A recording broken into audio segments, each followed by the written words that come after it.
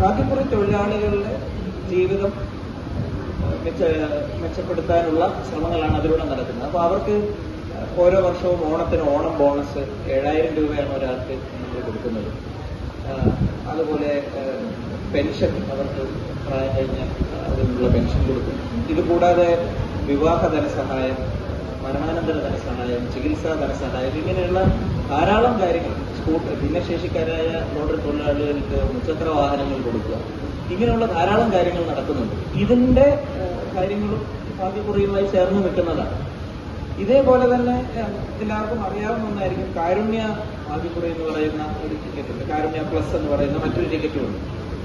അപ്പോൾ ഈ കാരുണ്യ പദ്ധതി, അതായത് ഇന്ന് കേരളത്തിലുള്ള നമ്മുടെ ആരോഗ്യ സുരക്ഷാ പദ്ധതിയുടെ പ്രീമിയം അടയ്ക്കാൻ ഭാഗ്യക്കുറി വകുപ്പാണ് പലപ്പോഴും ഈ തുക കൈമാറിക്കൊണ്ടിരിക്കുന്നത്. സ്വാഭാവികമായും ആരോഗ്യ സുരക്ഷാ പദ്ധതിക്ക് വലിയ തുക ആവശ്യമാണ്.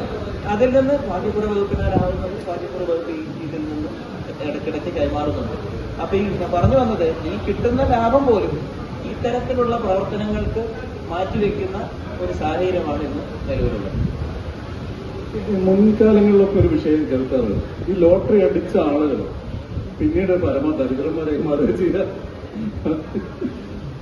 നമ്മുടെ നാട്ടിലൊക്കെ അങ്ങനെയാണ്, ലോട്ടറി അടിച്ചാൽ പിന്നെ ഇപ്പൊ അതോ അങ്ങനെ ഒരു സംഭവം കേൾക്കുന്നില്ല.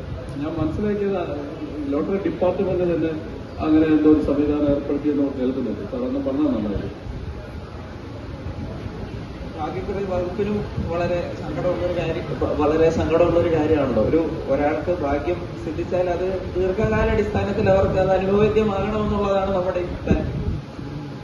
അപ്പോ ഇതിനെക്കുറിച്ച് പല വാർത്തകളും പഠനങ്ങളും വന്നു. ഒരു 10 വർഷത്തിനൊക്കെ ശേഷം പലരും തിരിഞ്ഞു നോക്കുമ്പോൾ ആ ഭാഗ്യം അവർക്ക് ശരിക്കും അനുഭവേദ്യമായിട്ടില്ല, അതൊക്കെ പല വഴിക്ക് പോകുന്നതാണ് കാണുന്നത്.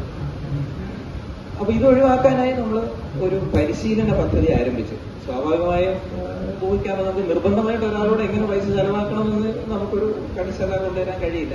നമുക്ക് അവർക്ക് ആവശ്യമായ ഉപദേശവും ബോധവൽക്കരണവും നടത്താനേ സാധിക്കുള്ളൂ.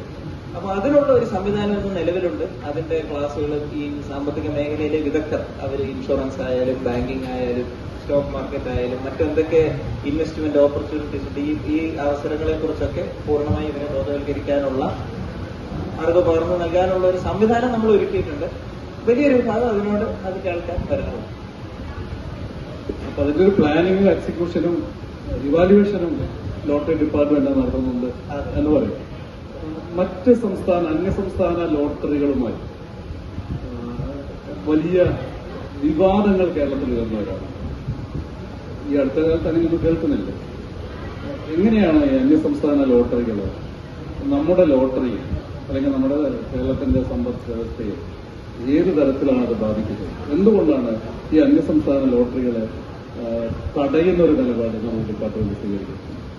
ഒന്ന്, ഇതിന്റെ ഈ ചർച്ച ആരംഭിച്ചപ്പോൾ നമ്മൾ പറഞ്ഞതുപോലെ ഈ ലോട്ടറികളുടെ പ്രവർത്തന ഉദ്ദേശം എന്താണെന്നുള്ളത് വളരെ വ്യക്തമായിരുന്നു. കേരള ഭാഗ്യക്കുറി എന്തുദ്ദേശത്തിലാണോ പ്രവർത്തിക്കുന്നത് ആ ഉദ്ദേശത്തിലായിരിക്കണമെന്നില്ല മറ്റ് ഭാഗ്യക്കുറികൾ പ്രവർത്തിക്കുന്നത്. നമുക്ക് ഇതുവരെയുള്ള അനുഭവം മറിച്ചാണ്. അപ്പൊ ഈ ലാഭേച്ഛയോടുകൂടി മാത്രം പ്രവർത്തിക്കും, ആ ഒരു ഉദ്ദേശത്തിലേക്ക് ലക്ഷ്യം മാത്രം നമ്മൾ നീങ്ങുമ്പോൾ പലതരത്തിലുള്ള മൂല്യച്യുതികൾ ഇതിനകത്ത് വരാൻ സാധ്യതയുണ്ട്. അത് കോൺട്രോളർ ആൻഡ് ഓഡിറ്റർ ജനറലൊക്കെ പലതവണ പല ലോട്ടറി സംവിധാനങ്ങളെ ഓഡിറ്റ് ചെയ്ത് അതിനകത്ത് വന്നിരിക്കുന്ന പിഴവുകളെയും പിശകുകളെയും ഒക്കെ പറ്റി ചൂണ്ടിക്കാണിച്ചിട്ടുണ്ട്.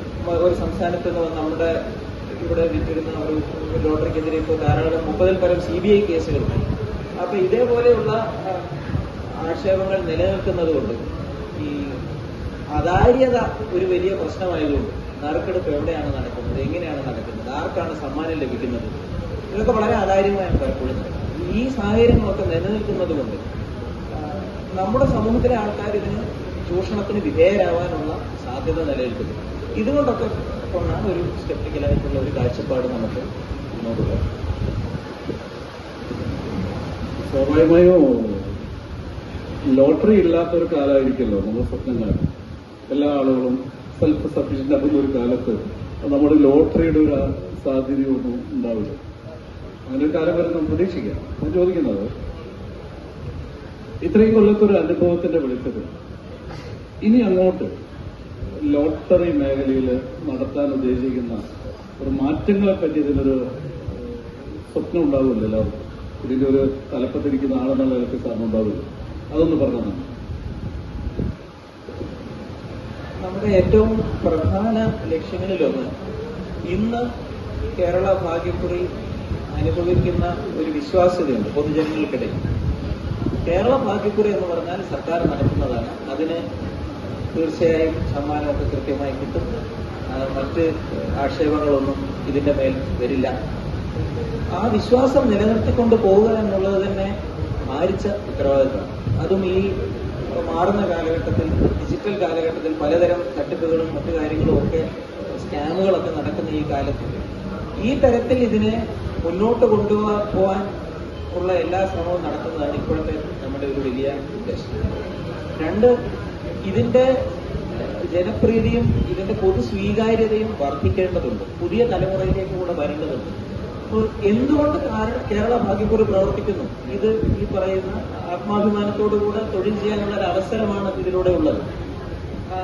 ആ സംവിധാനം താൽക്കാലികമായെങ്കിലും നമ്മുടെ സമൂഹത്തിൽ ഈ നിലവിലെ സാഹചര്യങ്ങളിൽ തുടരേണ്ടത് അത്യാവശ്യമാണ്. നമുക്ക് കാണാൻ കഴിയുന്നിടത്തോളം ഈ സാഹചര്യം, ഈ സംവിധാനം നമുക്ക് നിലനിർത്തേണ്ടതുണ്ട്. അതുകൊണ്ട് തന്നെ അതിനാവശ്യമായ വിശ്വാസ്യതയും സുതാര്യതയും ഉയർത്തിപ്പിടിച്ചുകൊണ്ട് എങ്ങനെ വരും കാലഘട്ടത്തെ നേരിടാവുന്നതാണ്. മുൻകാലങ്ങളിലൊക്കെ സ്കൂളുകളിൽ ഒരു സമ്പാദ്യമൊക്കെ ബന്ധപ്പെട്ട ഒരു സഞ്ചയിക പോലുള്ള പ്രോജക്റ്റുകളൊക്കെ ഉണ്ട്.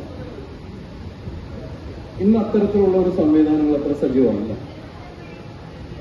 ചെറുപ്പത്തിൽ തന്നെ കുട്ടികളിൽ ഒരു സമ്പാദ്യശീലം വളർത്തിയെടുക്കുക എന്നൊക്കെ ഉള്ള ഒരു കാഴ്ചപ്പാടില്ല. ആ മേഖലയിലേക്ക് ലോട്ടറിക്ക് ഒരു സാധ്യത